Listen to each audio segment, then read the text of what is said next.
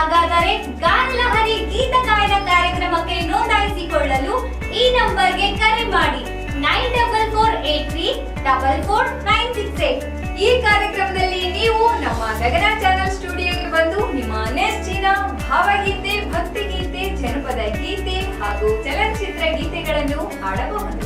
ಗಾನಲಹರಿ ಕಾರ್ಯಕ್ರಮವು ಪ್ರತಿ ಶನಿವಾರ ರಾತ್ರಿ 8 ಗಂಟೆಗೆ ಹಾಗೂ ಇದರ ಮರುಪ್ರಸಾರ ಭಾನುವಾರ ಮಧ್ಯಾಹ್ನ 1 ಗಂಟೆಗೆ ಪ್ರಸಾರ ಮಾಡಲಾಗುವುದು ಹಾಗೂ ನೀವು ಈ ವಿಡಿಯೋಗಳನ್ನು ಯೂಟ್ಯೂಬ್ನಲ್ಲಿ ವೀಕ್ಷಿಸಬಹುದು. ಬನ್ನಿ, ನಿಮ್ಮ ಪ್ರತಿಭೆಯನ್ನು ಹೊರಹಾಕಲು ಇಲ್ಲಿದೆ ಒಂದು ಅತ್ಯದ್ಭುತ ಅವಕಾಶ.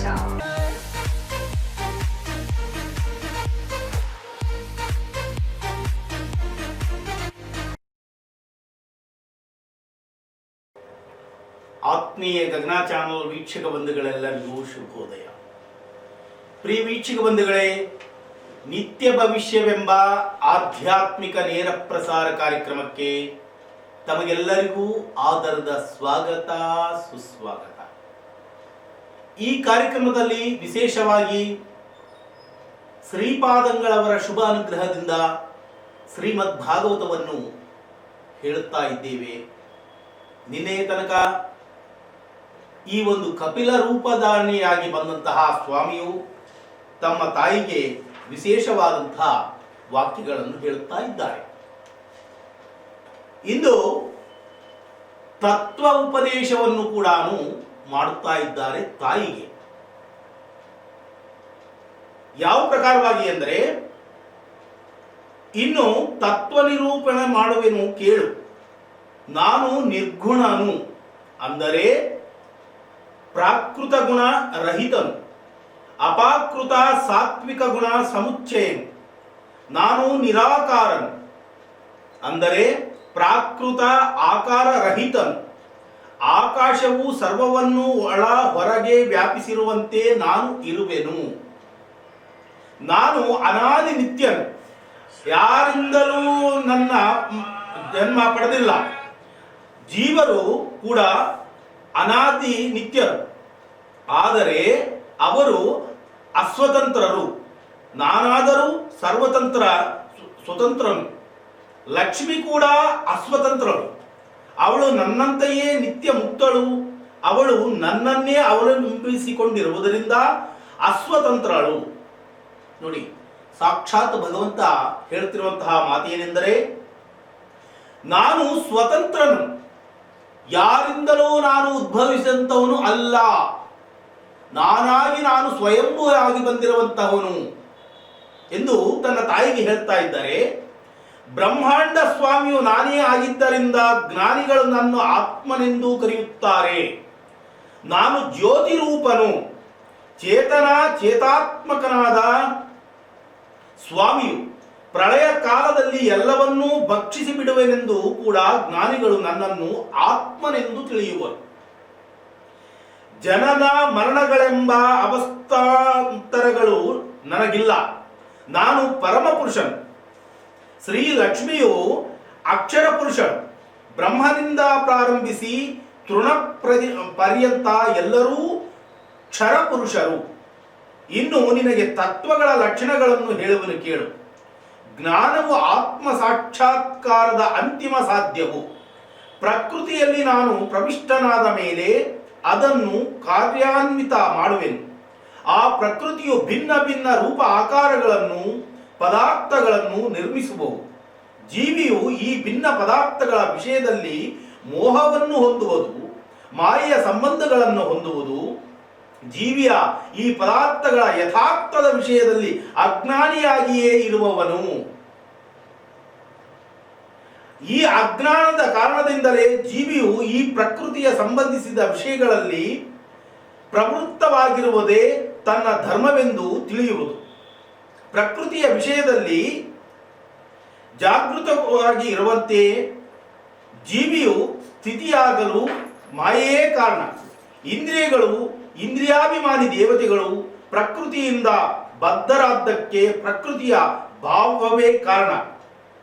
ತ್ರಿಗುಣಗಳಿಂದ ಯುಕ್ತವಾದ ನಿತ್ಯವಾದ ಪ್ರಕೃತಿಯು ಪ್ರಕಟ ಪ್ರಕೃತಿಯ ಮೂಲ ಕಾರಣವಾದ್ದರಿಂದ ಅದನ್ನು ಪ್ರಧಾನವೆಂದು ಕರೆಯುವರು.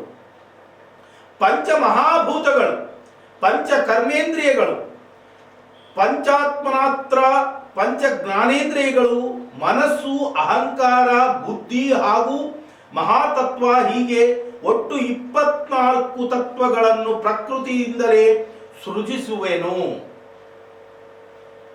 ಆ 25ನೆಯ ತತ್ವವಾದ ಪರಮಪುರುಷನು ಈ ಎಲ್ಲವುಗಳಲ್ಲಿ ಪ್ರವಿಷ್ಟನಾದ ಮೇಲೆ ಜೀವಿಗೆ ಕಾರ್ಯಶಕ್ತಿಯ ದೊರೆಯುವುದು. ಪ್ರಕೃತಿ ಪುರುಷರು ಕೂಡ ವಿಕೆಯಿಂದ ನಿರ್ಮಿತವಾದ ದೇಹದಲ್ಲಿ ತನ್ನ ಯೋಗದಿಂದ ಚಾಲನಾ ಶಕ್ತಿಯು ಬಂದೊಡನೆ, ಪ್ರಿಯವೀಕ್ಷಕ ಬಂಧುಗಳೇ, ಈ ಮಾತಿನಲ್ಲಿ ಗೂಢಾರ್ಥವನ್ನು ಅರ್ಥ ಮಾಡಿಕೊಳ್ಳಿ. ಕಾರಣ ನನ್ನಿಂದಲೇ ಎನ್ನುವಂತ ಅಹಂ ಅನೇಕ ಜನರಲ್ಲಿ ಇರುತ್ತದೆ. ಅದನ್ನು ಹೋಗಲಾಡಿಸಿದ್ದಾರೆ. ಯಾವ ಪ್ರಕಾರವಾಗಿ? ಪ್ರಕೃತಿ ಪುರುಷರ ಕೊಡುವಿಕೆಯಿಂದ ನಿರ್ಮಿತವಾದ ದೇಹದಲ್ಲಿ ನನ್ನ ಯೋಗದಿಂದ ಚಾಲನಾ ಶಕ್ತಿಯು ಬಂದೊಡನೆ ಆತ್ಮನು ಅಂದರೆ ದೇವಿಯು ಕಾರ್ಯಾಗತನಾಗುವನು. ನಾವು ಕಾರ್ಯವನ್ನು ಮಾಡುತ್ತಾ ಇದ್ದೇವೆ ಎಂದರೆ ನನ್ನಿಂದನೇ ಎಂದು ಭಾವಿಸಿಕೊಳ್ಳುವುದು ಅದು ಅಜ್ಞಾನವೆಂದು ಸಾಕ್ಷಾತ್ ಭಗವಂತನೇ ಹೇಳುತ್ತಾ ಇದ್ದಾರೆ. ಭಗವಂತನ ಆದೇಶದಂತೆ, ಭಗವಂತನ ಅಧೀನದಲ್ಲೇ ನಾವಿದ್ದೇವೆ. ಆ ಭಗವಂತನು ನಮ್ಮನ್ನು ಚೇತಾತ್ಮರನ್ನಾಗಿ ಮಾಡಿದ ಮೇಲೆ ನಾವು ಕಾರ್ಯಗಳನ್ನು ಮಾಡುತ್ತೇವೆ ಎಂದು ಪರಮಾರ್ಥ ಬರುತ್ತದೆ. ನಾನು ಪರಮಾಣುವಿನಲ್ಲಿ ಪರಮಾಣುವಾಗಿ ಪ್ರಯುಕ್ತ ದೊರೆತ ಕಾರ್ಯಶಕ್ತಿಯ ಕಾರಣದಿಂದ ದೇಹಿಯು ಅನೇಕ ಕರ್ಮಗಳನ್ನು ಮಾಡುವನಾದರೂ ನಾನು ಮಾತ್ರ ಆ ಕರ್ಮಗಳ ಫಲಲೇಪವಿಲ್ಲದೆ ನಿರ್ಲಿಪ್ತನಾಗಿಯೇ ಇರುವವನು. ಆಕಾಶವು ಎಲ್ಲವನ್ನೂ ವ್ಯಾಪಿಸಿ ಎಲ್ಲದರ ಅಸ್ತಿತ್ವಕ್ಕೆ ಆಧಾರೀಭೂತವಾದರೂ ಕೂಡ ಹೇಗೆ ಅದು ಆಧಾರ ಪರಿಣಾಮದಿಂದ ಭಿನ್ನವಾಗಿ ಇರುವುದೋ ಹಾಗೆಯೇ ನಾನು ಕೂಡ ಇರುವೆನು. ನನ್ನ ಭಿನ್ನ ಭಿನ್ನ ಅವಯವಗಳಿಂದ ಲೋಕಗಳು ಸೃಷ್ಟಿಯಾಯಿತು. ಈ ರೀತಿಯ ಸಂಖ್ಯಾತತ್ವದ ಪ್ರಮುಖ ಲಕ್ಷಣಗಳನ್ನು ತನ್ನ ತಾಯಿಗೆ ಹೇಳಿ ಕಪಿಲನು ಯೋಗವೆಂಬ ಶಬ್ದಕ್ಕೆ ಅರ್ಥ ಕೂಡ ಹೇಳಿದನು. ಯೋಗವೆಂದರೆ ಅದು ಒಂದು ತರಹವಾದಂತಹ ಉಪಾಯ. ಯೋಗದ ಅವಶ್ಯಕತೆಯೇ ಮನಸ್ಸಿನ ಏಕಾಗ್ರತೆಗೆ ಕಾರಣವಾಗಿ ಇರುವುದು. ಏಕಾಗ್ರತೆಯನ್ನು ಹೊಂದಿದ ಮನಸ್ಸೇ ಸುಖಕ್ಕೆ ಕಾರಣವಾಗುವುದು.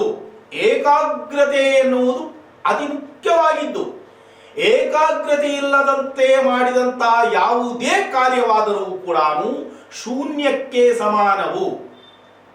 ಅದರಿಂದ ನಾವು ಎಂತಹ ಫಲಾಪೇಕ್ಷೆಯನ್ನು ಪಡೆದರೂ ವ್ಯರ್ಥ ಪ್ರಯತ್ನವೇ ಸರಿ ಎಂದು ಸಾಕ್ಷಾತ್ ಭಗವಂತನೇ ಹೇಳುತ್ತಾ ಇದ್ದಾನೆ. ಏಕಾಗ್ರತೆಯನ್ನು ಹೊಂದಿದ ಮನಸ್ಸೇ ಸುಖಕ್ಕೆ ಕಾರಣವಾಗುವುದು. ಈ ಸುಖಾಪೇಕ್ಷೆಯ ಮೋಕ್ಷ ಪ್ರಾಪ್ತಿಗೆ ಕಾರಣವಾಗುವುದು.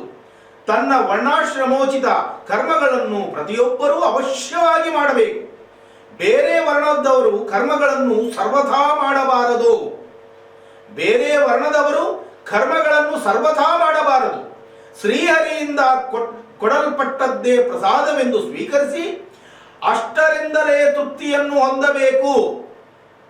ಸತ್ಕರ್ಮಗಳ ಫಲವನ್ನು ನನಗೆ ಅರ್ಪಿಸಿದರೆ ಅದನ್ನೇ ನಾನು ನೈವೇದ್ಯವೆಂದು ಸ್ವೀಕರಿಸುವವನು. ಧರ್ಮಾತಿಕ್ರಮದಿಂದ ಯಾವ ಕರ್ಮವನ್ನು ಮಾಡಿದರೂ ಅದು ಸತ್ಕರ್ಮವೆಂದಾಗಲಾರದು.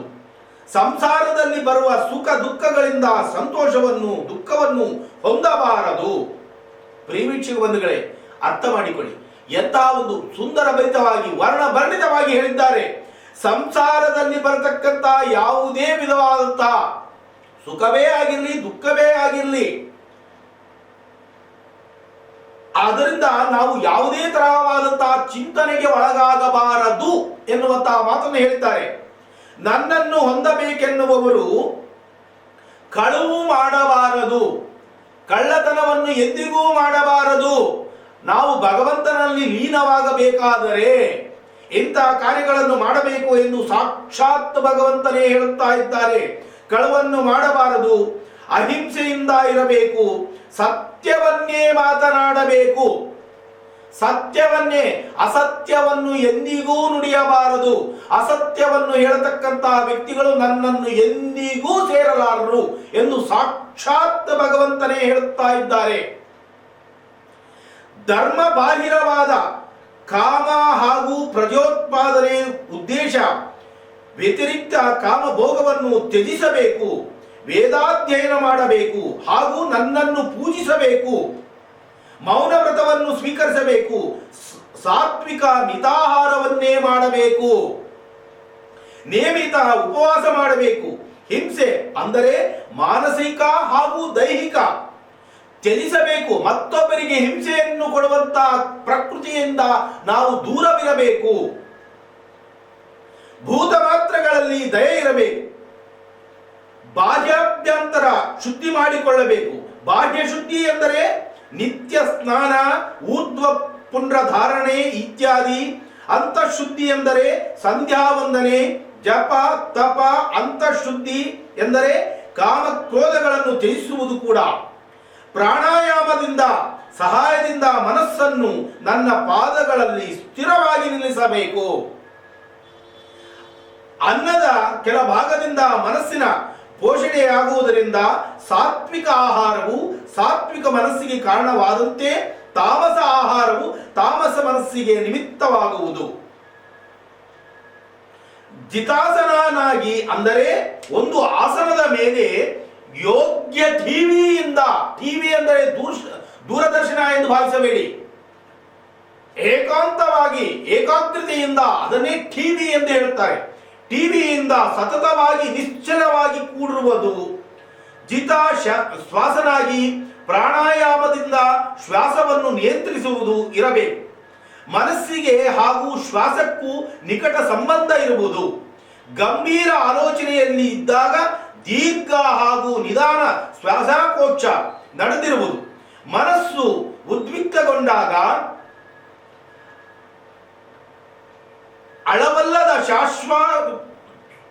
ಶ್ವಾಸೋಚ್ಛ್ವಾಸ ನಡೆಸಬಹುದು. ಪ್ರತಿಯೊಂದು ಇಂದ್ರಿಯವು ತನ್ನ ವಿಷಯವನ್ನು ಹೊಂದಲ್ಪೇಕ್ಷಿಸುವಂತೆ ಮನಸ್ಸು ಪ್ರೇರೇಪಿಸುವುದು. ಆದ್ದರಿಂದ ಇಂದ್ರಿಯವು ವಿಷಯ ಪರದ್ಮುಖವಾಗಬೇಕೆಂದರೆ ಮನಸ್ಸನ್ನು ಬೇರೆಡೆ ಯೋಜಿಸಬೇಕು.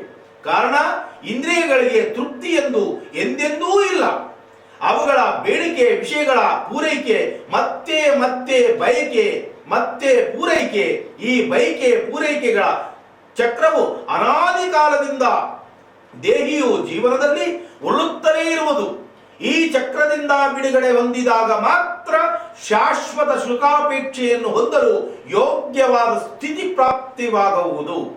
ಅನಾದಿ ಕಾಲದಿಂದ ವಿಷಯ ಲೋಲಪನಾದ ಮನಸ್ಸನ್ನು ಒಂದೇ ಕ್ಷಣದಲ್ಲಿ ವಿಷಯ ವಿಮುಖವನ್ನಾಗಿ ಮಾಡಲು ಸಾಧ್ಯವಾಗದಿದ್ದರೆ ಕ್ರಮೇಣ ಮಾಡಬೇಕು. ಇದನ್ನು ಒಂದೇ ದಿನಕ್ಕೆ ನಾವು ಎಲ್ಲವುದನ್ನು ಮಾಡುತ್ತೇವೆ ಎನ್ನುವಂತ ಭರವಸೆ ಇರುವುದಿಲ್ಲ. ಹಂತ ಹಂತವಾಗಿ ಮಾಡಬೇಕು. ಈ ಪ್ರಾಣಾಯಾಮ ಎನ್ನುವುದು ಕೂಡ ಏಕಾಗ್ರತೆ ಎನ್ನುವುದು ನಮ್ಮಲ್ಲಿ ಬರಬೇಕಾದರೆ ಹಂತ ಹಂತವಾಗಿ ಬೆಳೆಸಿಕೊಳ್ಳುತ್ತಾ ಹೋಗಬೇಕು. ಈ ಕ್ರಮದಿಂದ ಸುಶಿಕ್ಷಿತವಾದ ಮನಸ್ಸಿನಿಂದ ನನ್ನ ದಿವ್ಯ ರೂಪವನ್ನು ನೋಡಲು ಪ್ರಯತ್ನಿಸಬೇಕು. ಭ್ರೂಮಧ್ಯದಲ್ಲಿ ದೃಷ್ಟಿಯನ್ನು ಸ್ವೀಕರಿಸಿ. ಭ್ರೂಮಧ್ಯ ಎಂದರೆ ಯಾವುದು? ಎರಡು ಹುಬ್ಬುಗಳ ಮಧ್ಯೆ ತುದಿ ಮೂಗಿನ ಮೇಲೆ ನಮ್ಮ ದೃಷ್ಟಿಯನ್ನು ನಿಲ್ಲಿಸಬೇಕು. ಶ್ವಾಸ ನಿಯಂತ್ರಣ ಮಾಡಿ ನನ್ನ ಸಮಗ್ರ ರೂಪವನ್ನು ಸ್ಮರಿಸಿಕೊಳ್ಳಬೇಕು.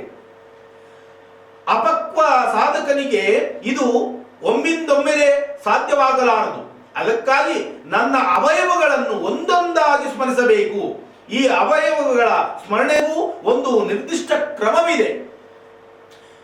ನಾವು ಎಲ್ಲ ಅವಯವಗಳನ್ನು ಬಿಟ್ಟು ನೇರವಾಗಿ ಸ್ವಾಮಿಯನ್ನೇ ದರ್ಶನ ಪಡೆಯುತ್ತೇವೆ ಎನ್ನುವಂತ ಆಸೆ ಅದು ಭಂಗವಾಗುತ್ತದೆ.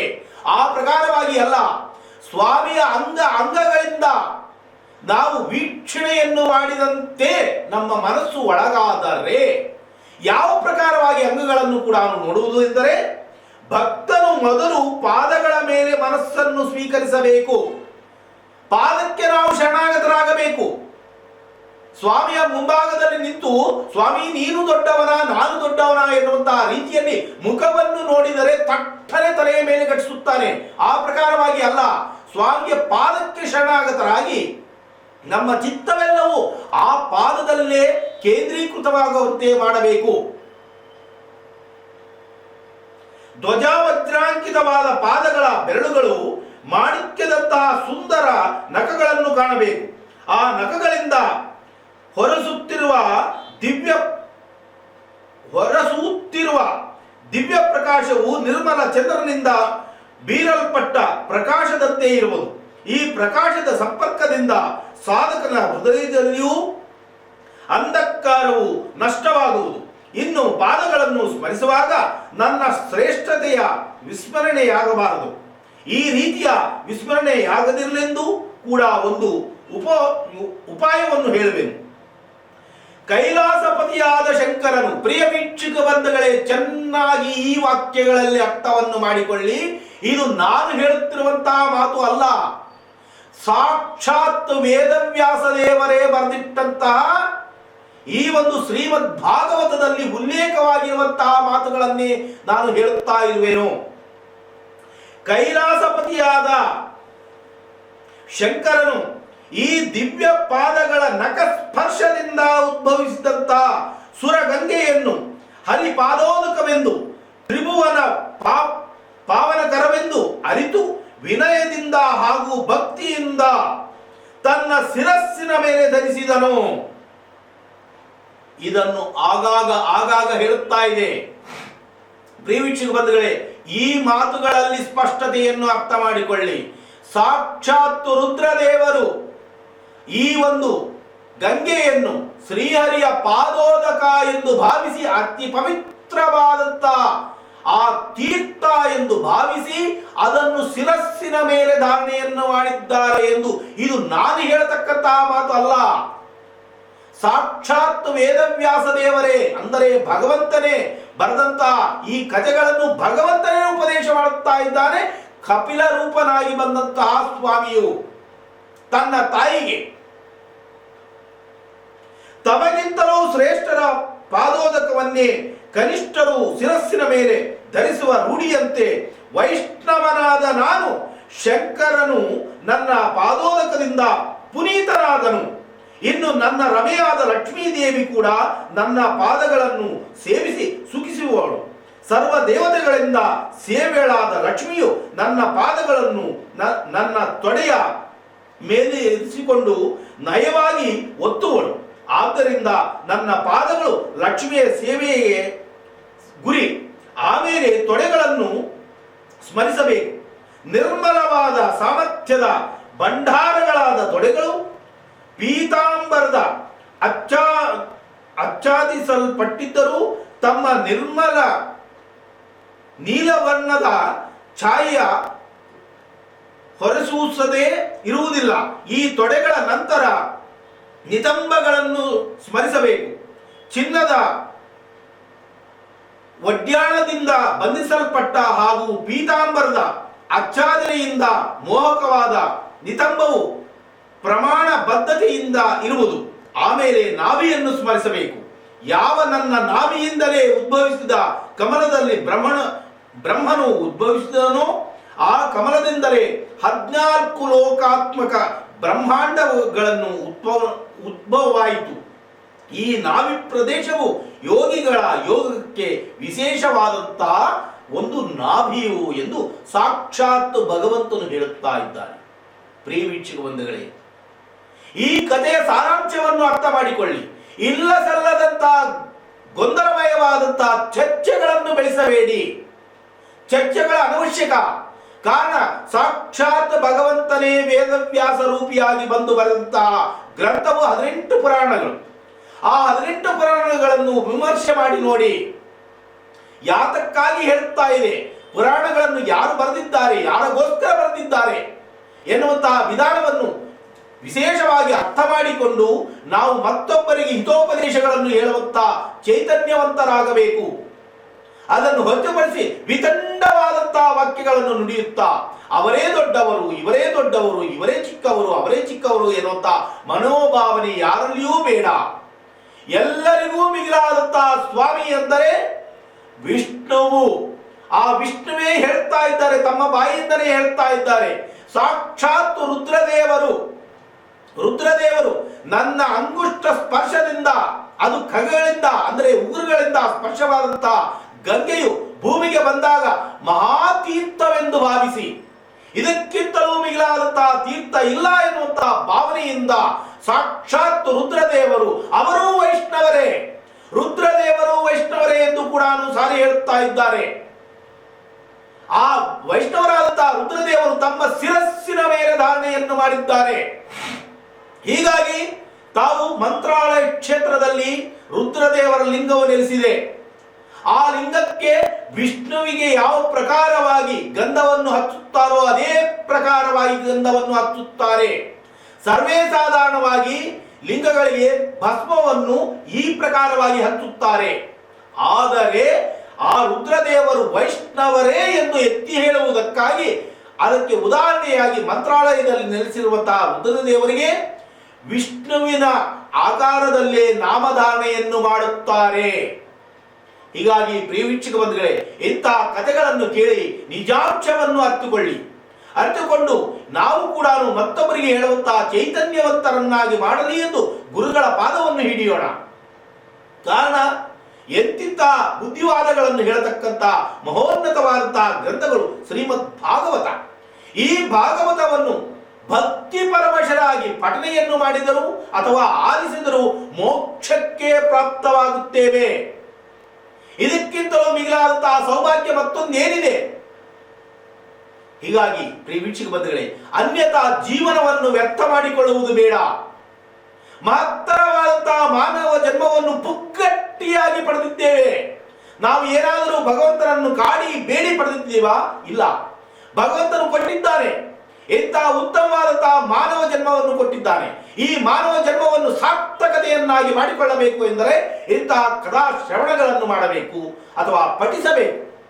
ಅದನ್ನು ಚಾಚೂ ತಪ್ಪದಂತೆ ಪರಿಪಾಲಿಸಬೇಕು ಕೂಡ.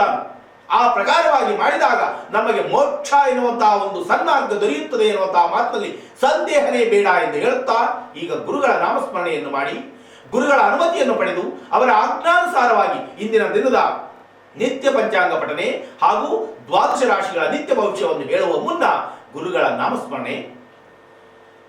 ಓಂ ಶ್ರೀ ಶ್ರೀ ಶ್ರೀ ಸತ್ಯಾತ್ಮತೀರ್ಥ ಶ್ರೀ ಗುರುಭ್ಯೋ ನಮೋ ನಮಃ. ವಾಕ್ಸಿದ್ಧಿಂ ದೇಹಿ ಮೇಂ, ವಾಕ್ಸಿದ್ಧಿಂ ದೇಹಿ ಮೇಂ, ವಾಕ್ಸಿದ್ಧಿಂ ದೇಹಿ ಮೇಂ. ಪ್ರಿಯ ವೀಕ್ಷಕ ಬಂಧುಗಳೇ, ಇಂದಿನ ಪಂಚಾಂಗ ಈ ಪ್ರಕಾರವಾಗಿ ಇದೆ. ಶ್ರೀ ಶಾರ್ವರಿ ನಾಮ ಸಂವತ್ಸರ, ಉತ್ತರಾಯಣ, ಹೇಮಂತ ಋತುವು, ಪುಷ್ಯ ಮಾಸ, ಶುಕ್ಲ ಪಕ್ಷ, ಮಂಗಳವಾರ, ಷಷ್ಠಿ ತಿಥಿ, ಉತ್ತರಾಭಾದ್ರ ನಕ್ಷತ್ರ, ಶಿವನಾಮ ಯೋಗ, ತೈತುಲ ನಾಮಕರಣ.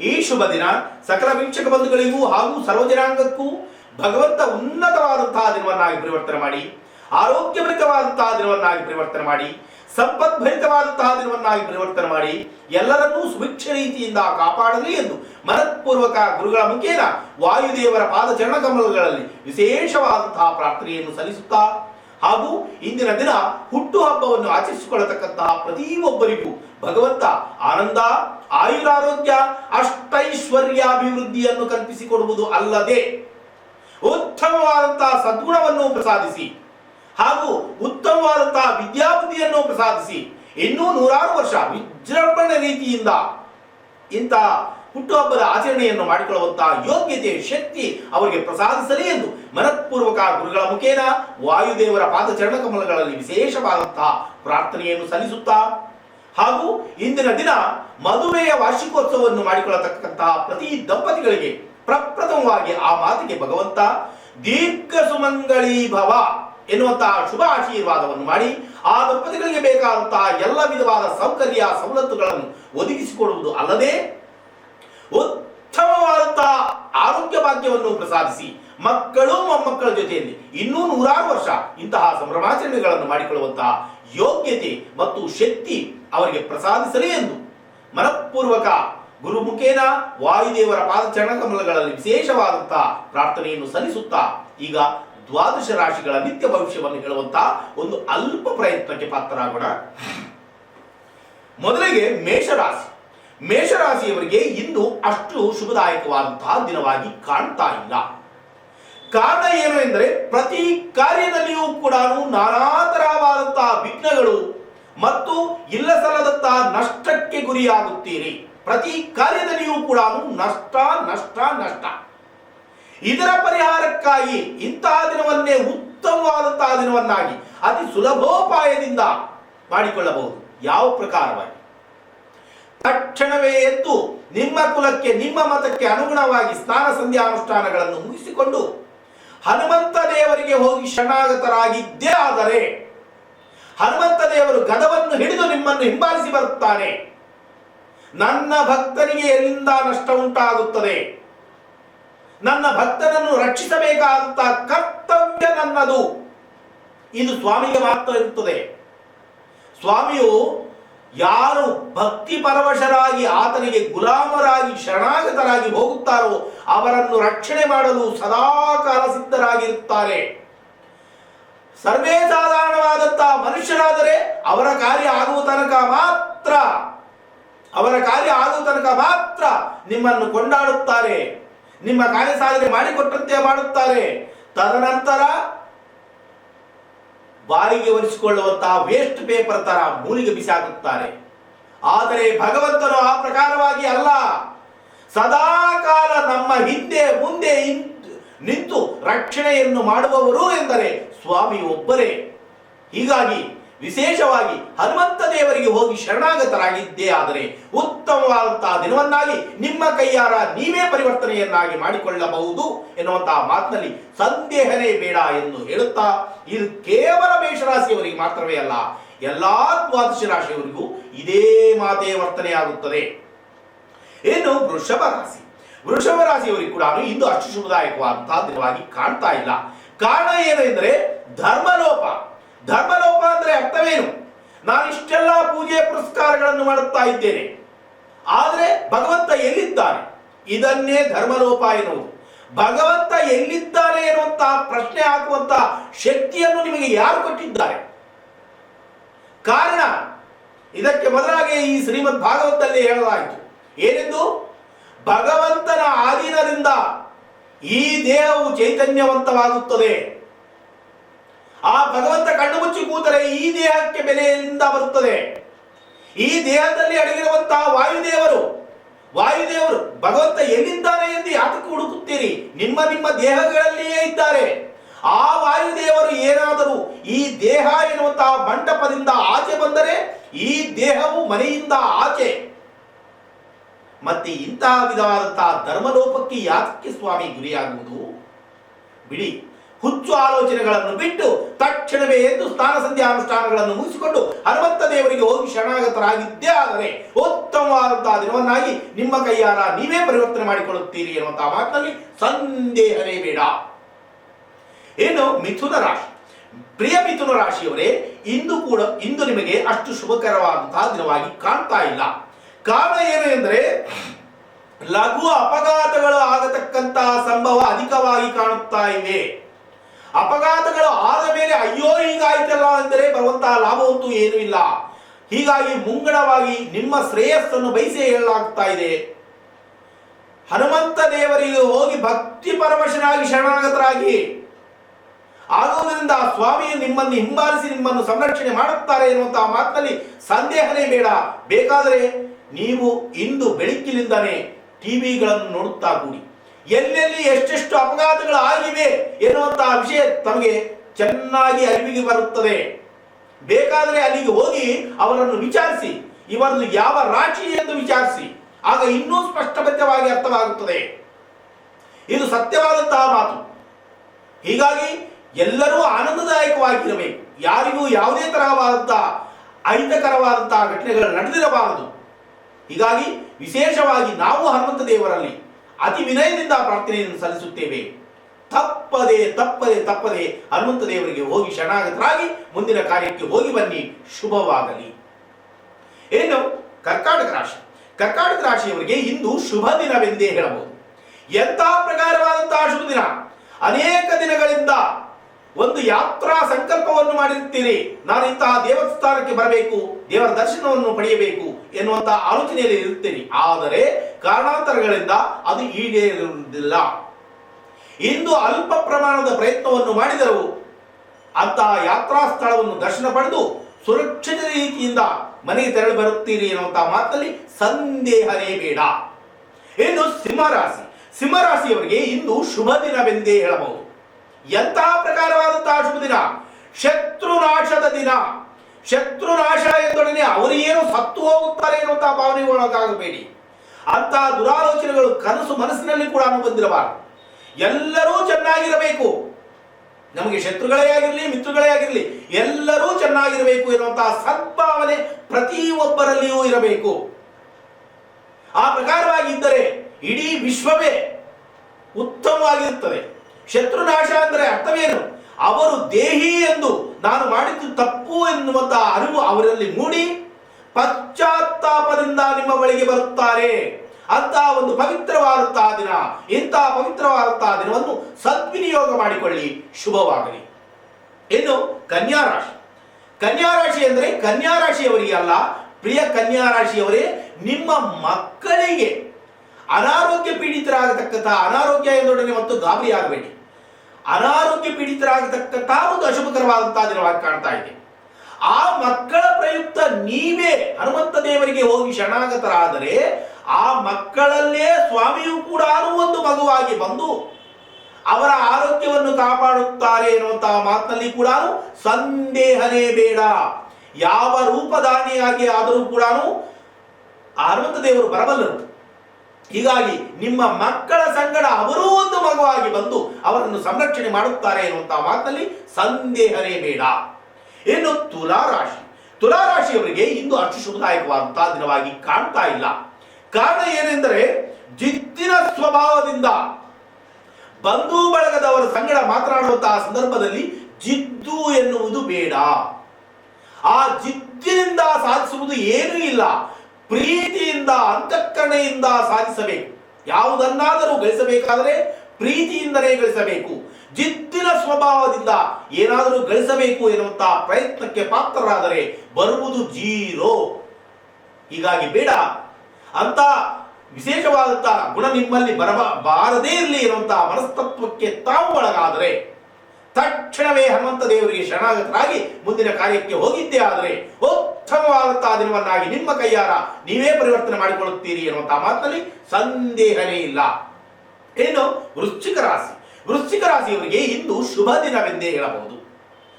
ಎಂತಹ ವಿಧವಾದಂತಹ ಶುಭ ದಿನ ಎಂದರೆ ನೀವು ಎಲ್ಲಿ ಕಾರ್ಯಾಚರಣೆಯನ್ನು ಮಾಡುತ್ತಾ ಇದ್ದೀರೋ ನಿಮ್ಮ ಕಾರ್ಯವೈಖರಿಯನ್ನು ಕಂಡು ಮೇಲಧಿಕಾರಿಗಳು ಪ್ರಶಂಸೆಗಳನ್ನು ಕೊಡುತ್ತಾರೆ. ಅಂದರೆ ಉತ್ತಮವಾದಂತಹ ಕಾರ್ಯಸಾಧನೆಯನ್ನು ಮಾಡಿದ್ದೀರಿ, ಉತ್ತಮವಾದಂತಹ ಕಾರ್ಯಸಾಧನೆ ಎಂದು ನಿಮ್ಮನ್ನು ಬೆನ್ನು ಚಪ್ಪರಿಸುವಂತಹ ಒಂದು ಪವಿತ್ರವಾದಂತಹ ದಿನ. ಹಾಗೆ ಅವರು ಹೇಳಿದ್ದಾರೆ ಎಂದು ನಾಳೆಯಿಂದ ನಾನು ಅಂತಹ ಕಾರ್ಯಗಳನ್ನು ಮಾಡುವುದಿಲ್ಲ ಎನ್ನುವಂತಹ ಭ್ರಾಂತಿಗೆ ಒಳಗಾಗಬೇಡಿ. ಕಾರಣ ನಮ್ಮಿಂದ ನಾವು ಎಲ್ಲೇ ಕಾರ್ಯವನ್ನು ನಿರ್ವಹಿಸ್ತಾ ಇದ್ದರೂ ಆ ಮಾಲೀಕರಿಗೆ ಒಂದು 10 ರೂಪಾಯಿ ಆದರೂ ನಮ್ಮಿಂದ ಉಳಿತಾಯವಾಗಿರಬೇಕು. ಆ ಪ್ರಕಾರವಾಗಿ ಕಾರ್ಯವನ್ನು ನಿರ್ವಹಣೆ ಮಾಡಬೇಕು. ಅದನ್ನು ಹೊರತುಪಡಿಸಿ ಆ ಹೆಗ್ಗಣಗಳ ತರ ಅವರನ್ನೇ ಅಗಿದು ತಿನ್ನುವಂತಹ ಪ್ರಯತ್ನಕ್ಕೆ ಪಾತ್ರರಾದರೆ ಗತಿ ಯಾವ ವಿಧವಾಗಿ ಇರುತ್ತದೆ ಎಂದು ಭಗವಂತ ಸಿದ್ಧರಾಗಿ ಇರುತ್ತಾನೆ.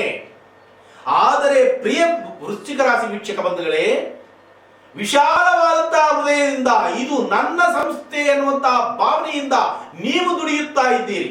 ಇದೇ ಪ್ರಕಾರವಾಗಿ ನಿಮ್ಮ ಜೀವಿತ ಪರ್ಯಂತರವು ಇದೇ ಮನಸ್ತತ್ವಕ್ಕೆ ಒಳಗಾಗಿ ಉತ್ತಮವಾದಂತಹ ಕಾರ್ಯಸಾಧನೆಯನ್ನು ಮಾಡಿ ಅಂತಹ ಮಾಲೀಕರಿಗೆ ವಿಶೇಷವಾದಂತಹ ನಿಮ್ಮಂತವರಿಂದ ಉದ್ಧಾರವಾಗಲಿ ಎಂದು ಆ ಭಗವಂತನಲ್ಲಿ ನಾವು ಕೂಡ ಪ್ರಾರ್ಥನೆಯನ್ನು ಸಲ್ಲಿಸುತ್ತೇವೆ. ಶುಭವಾಗಲಿ. ಇನ್ನು ಧನುರಾಶಿ. ಧನುರಾಶಿಯವರಿಗೆ ಇಂದು ಅಷ್ಟು ಶುಭದಾಯಕವಾದಂತಹ ದಿನವಾಗಿ ಕಾಣ್ತಾ ಇಲ್ಲ. ಕಾರಣ ದೂರದ ಬಂಧುಗಳಿಂದ ಅಪಮಾನಗಳು, ಇಲ್ಲ ಸಲ್ಲದಂತಹ ದುಃಖಗಳು ಮತ್ತು ಅಂದರೆ ನಿಮಗಾಗಿರ್ಲಿ, ನಿಮ್ಮ ಮಕ್ಕಳಿಗೆ ಆಗಿರಲಿ, ನಿಮ್ಮ ಸೋದರ ಸೋದರಿಯರಿಗೆ ಯಾವುದಾದರೂ ಒಂದು ವಿವಾಹಕ್ಕೆ ಸಂಬಂಧಪಟ್ಟಂತಹ ಮಾತುಕತೆಯನ್ನು ನಡೆಸಿರುತ್ತೀರಿ. ಇಂದು ವಿಶೇಷವಾಗಿ ಆಗಬಹುದು ಎನ್ನುವಂತಹ ಮನೋಲೋಚನೆಯಲ್ಲಿ ಇರುತ್ತೀರಿ. ಆದರೆ ಅದಕ್ಕೆ ತದ್ದ ವಿರುದ್ಧವಾದಂತಹ ವಾರ್ತೆಗಳೇ ನಿಮಗೆ ಎದುರಾಗುತ್ತವೆ. ಇಂತಹ ವಾರ್ತೆಗಳಿಂದ ತಾವು ಉತ್ತಮವಾದಂತಹ ಮಾತುಗಳನ್ನು ಕೇಳಬೇಕಾದರೆ ಹನುಮಂತ ದೇವರಿಗೆ ಶರಣಾಗತರಾಗಿದ್ದೇ ಆದರೆ ಹನುಮಂತ ದೇವರಿಗೆ ಇದಕ್ಕೆ ಸಂಬಂಧವೇನಿದೆ? ಸಂಬಂಧ ಇದೆ. ಯಾವ ಪ್ರಕಾರವಾದಂತಹ ಸಂಬಂಧ? ಅವರ ಕೈಯಲ್ಲಿ ಆಯುಧ ಇದೆ, ಗದ. ಆ ಗದದಿಂದ ಪ್ರಹಾರವನ್ನು ಮಾಡುತ್ತಾರೆ ಆ ವ್ಯಕ್ತಿಗಳಿಗೆ. ನೀನು ಉತ್ತಮವಾದಂತಹ ಮಾತುಗಳನ್ನೇ ಅವರಿಗೆ ಹೇಳು ಎನ್ನುವಂತಹ ರೀತಿಯಲ್ಲಿ ಹೇಳುತ್ತಾರೆ. ಆ ಪ್ರಕಾರ ಹೇಳಿದಾಗ ಅವರಿಂದ ದುರ್ಭಾಷೆಗಳು ಬರಲು ಎಲ್ಲಿಂದ ಸಾಧ್ಯ? ದುರ್ಭಾಷೆಗಳು ಏನಾದರೂ ಆಚೆ ಬರಲು ಆರಂಭವಾದರೆ ತಟ್ಟನೆ ತಲೆಯ ಮೇಲೆ ಏಟು ಬೀಳುತ್ತದೆ. ಯಾರ ಏಟು? ಹನುಮಂತ ದೇವರ ಏಟು. ಹೀಗಾಗಿ ಉತ್ತಮವಾದಂತಹ ದಿನವನ್ನಾಗಿ ನಿಮ್ಮ ಕೈಯಾರ ನೀವೇ ಪರಿವರ್ತನೆಯನ್ನಾಗಿ ಮಾಡಿಕೊಳ್ಳಬಹುದು. ಇನ್ನು ಮಕರ ರಾಶಿಯವರಿಗೆ ಕೂಡ ಇಂದು ಅಷ್ಟು ಶುಭದಾಯಕವಾದಂತಹ ದಿನವಾಗಿ ಕಾಣ್ತಾ ಇಲ್ಲ. ಕಾರಣ ಅನಾರೋಗ್ಯ ಪೀಡಿತರಾಗತಕ್ಕಂತಹ ಒಂದು ಅಶುಭಕರವಾದಂತಹ ದಿನವಾಗಿ ಕಾಣ್ತಾ ಇದೆ. ಅನಾರೋಗ್ಯ ಎಂದೊಡನೆ ಗಾಬರಿಯಾಗಬೇಡಿ. ಗಾಬರಿಯಿಂದಲೇ ಅನೇಕ ಜನರು ಅನೇಕ ವಿಧವಾದಂತಹ ಅಸ್ತವ್ಯಸ್ತರಾಗುತ್ತಾ ಇದ್ದಾರೆ. ಗಾಬರಿಯನ್ನು ಎಂದಿಗೂ ಪಡಬೇಡಿ. ತಕ್ಷಣವೇ ಎದ್ದು ಸ್ನಾನ ಸಂಧ್ಯಾನುಷ್ಠಾನಗಳನ್ನು ಮುಗಿಸಿಕೊಂಡು ಹನುಮಂತ ದೇವರಿಗೆ ಹೋಗಿ ಶರಣಾಗತರಾಗಿ. ಆ ಪ್ರಕಾರವಾಗಿ ಆದರೆ ಅನಾರೋಗ್ಯ ಪೀಡಿತರಾಗಲು ಆ ಸ್ವಾಮಿ ಎಲ್ಲಿಂದ ಬಿಡುತ್ತಾರೆ ಕಣ್ರಿ? ಬಿಡುವುದೇ ಇಲ್ಲ. ಉತ್ತಮವಾದಂತಹ ಆರೋಗ್ಯವನ್ನೇ ಪ್ರಸಾದಿಸುತ್ತಾರೆ ಎನ್ನುವಂತಹ ಮಾತಿನಲ್ಲಿ ಸಂದೇಹನೇ ಬೇಡ. ಇನ್ನು ಕುಂಭರಾಶಿಯವರಿಗೆ ಕೂಡ ಇಂದು ಅಷ್ಟು ಶುಭದಾಯಕವಾದಂತಹ ದಿನವಾಗಿ ಕಾಣ್ತಾ ಇಲ್ಲ. ಕಾರಣ ಏನು ಎಂದರೆ ಪ್ರತಿ ಕಾರ್ಯದಲ್ಲಿಯೂ ಕೂಡ ನಷ್ಟ ನಷ್ಟ ನಷ್ಟ. ಏನೇ ಮಾಡಲು ಹೋದರೆ ಕೂಡ ನಷ್ಟಕ್ಕೆ ಗುರಿಯಾಗುತ್ತೀರಿ. ಇಂತಹ ನಷ್ಟಗಳಿಂದ ಪಾರಾಗಬೇಕಾದರೆ, ಉತ್ತಮವಾದಂತಹ ದಿನವನ್ನಾಗಿ ಪರಿವರ್ತನೆ ಮಾಡಿಕೊಳ್ಳಬೇಕಾದರೆ ನೀವೇನು ಹೂಡಿಕೆಯನ್ನು ಮಾಡಬೇಕಾದಂತಹ ಅವಶ್ಯಕತೆ ಇಲ್ಲ. ಏನು ಮಾಡಬೇಕಾಗಿದೆ? ಹನುಮಂತ ದೇವರಿಗೆ ಹೋಗಿ ಶರಣಾಗತರಾದರೆ ಸಾಕು. ಮಿಕ್ಕ ವಿಷಯವೆಲ್ಲವೂ ಸ್ವಾಮಿಯೇ ನೋಡಿಕೊಳ್ಳುತ್ತಾರೆ. ಉತ್ತಮವಾದಂತಹ ದಿನವನ್ನಾಗಿ ಸ್ವಾಮಿಯೇ ಪರಿವರ್ತನೆ ಮಾಡುತ್ತಾರೆ ಎನ್ನುವಂತಹ ಮಾತಲ್ಲಿ ಸಂದೇಹನೇ ಬೇಡ.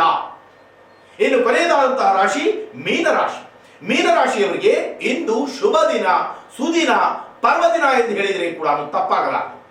ಕಾರಣ ಏನು ಎಂದರೆ ಅನೇಕ ತರವಾದಂತಹ ಲಾಭಾಂಶಗಳೇ ಎದುರಾಗುತ್ತವೆ. ತಾವು ಯಾವುದೇ ಕಾರ್ಯಕ್ಕೆ, ಅಂದರೆ ನಿಮ್ಮ ಯೋಗ್ಯತಾನುಸಾರವಾಗಿ ಯಾವುದೇ ಕಾರ್ಯಕ್ಕೆ ಕೈ ಹಾಕಿದರೆ ಕೂಡ ಅದರಲ್ಲಿ ವಿಶೇಷವಾದಂತಹ ಲಾಭವೇ ಪ್ರಾಪ್ತಿಯಾಗುತ್ತದೆ.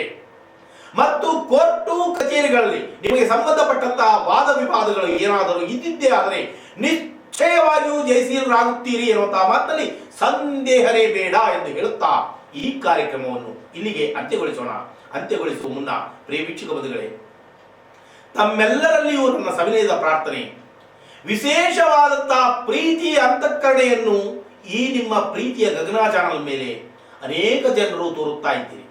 ಕಾರಣ ಏನು ಎಂದರೆ ಈ ಸಂಗೀತ ಲಹರಿ ಎನ್ನುವಂತಹ ಒಂದು ಕಾರ್ಯಕ್ರಮದಲ್ಲಿ ವಿಶೇಷವಾಗಿ ಯೂಟ್ಯೂಬ್ನಲ್ಲಿ ವೀಕ್ಷಣೆಯನ್ನು ಮಾಡಿದಾಗ ಒಂದು ದಿನಕ್ಕೆ 1.2K ಜನ, ಅಂದರೆ 1,20,000 ಜನ ನೋಡಿದ್ರು.